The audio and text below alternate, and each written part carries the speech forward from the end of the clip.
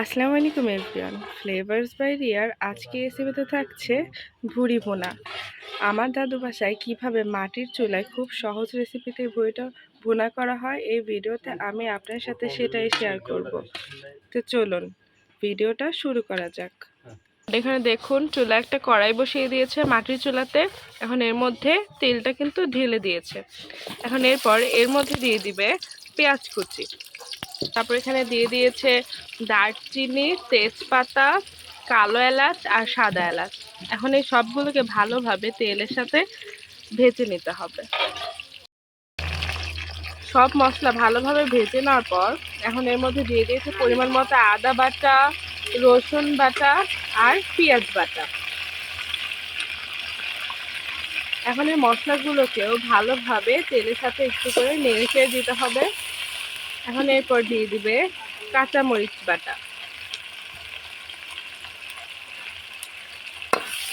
এখন তেলের সাথে মশলাটাকে একটু ভেজে নিতে হবে। আর সবশেষে বাটা মশলা হিসেবে দিবে এখানে জিরা বাটা আর গরম মশলা বাটা।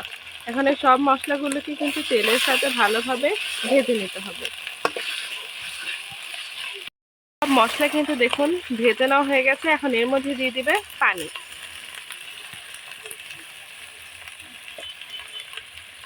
তো পানিটা দিয়েও ভালোভাবে নেড়ে দিতে হবে। পানিটা দিয়ে দেওয়ার পর এখানে সব ধরনের গুঁড়া মশলা দিয়ে দিবে। প্রথমে দিয়ে দিবে মরিচের গুঁড়া, তারপরে ধনিয়ার গুঁড়া, হলুদের গুঁড়া, এরপর দিয়ে দিবে স্বাদ মতো লবণ। তো সবগুলোকে একসাথে ভালোভাবে মিশিয়ে নিতে হবে আর মশলার সাথে ভালোভাবে কষিয়ে নিতে হবে। মশলাগুলো তেলের সাথে ভালোভাবে দেখুন কষিয়ে নেওয়া হয়ে গেছে। এর মধ্যে এখন দিয়ে দিবে ভুড়ি। ভুড়িটা কিন্তু আগে থেকে পরিষ্কার করে কেটে ধুয়ে নেওয়া হয়েছিল। এখন তাই সব ভুড়ি এখানে কিন্তু দিয়ে দেওয়া হচ্ছে। সব ভুড়ি দিয়ে দেওয়া হয়েছে এর মধ্যে। এখন এটাকে ভালোভাবে নেড়ে চেড়ে মশলার সাথে কিন্তু কষিয়ে নিতে হবে। মাটির চুলায় সব ধরনের খাবারই কিন্তু মজা হয়। দেখুন ভুড়িটা কিন্তু ভালোভাবে এই মশলার সাথে কষানো হয়ে গেছে। এখন এর মধ্যে দিয়ে দিতে হবে পানি।